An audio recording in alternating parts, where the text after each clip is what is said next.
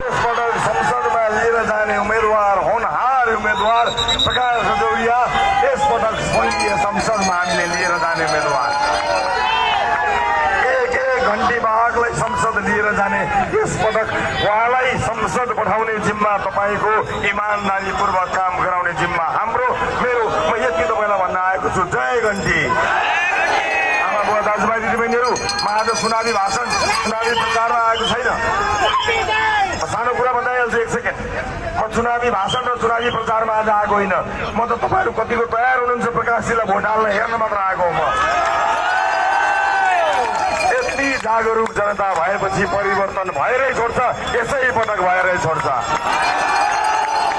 यस पटक मतपत्रमा मत मात्र हाल्ने होइन, सिङ्गो क्रान्ति हाल्नु पर्नेछ। हामीले सबै समानुपातिकमा पनि प्रत्यक्षमा मान पनि मात्र घण्टी हो, घण्टी बाहेक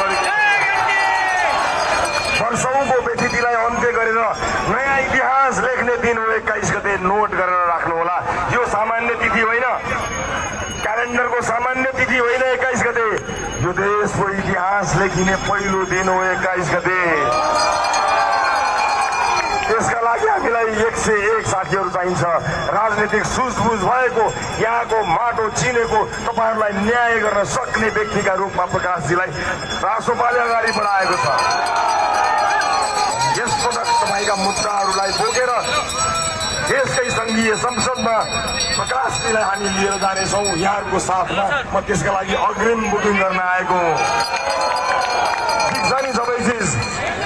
सबै ठिक छ नि?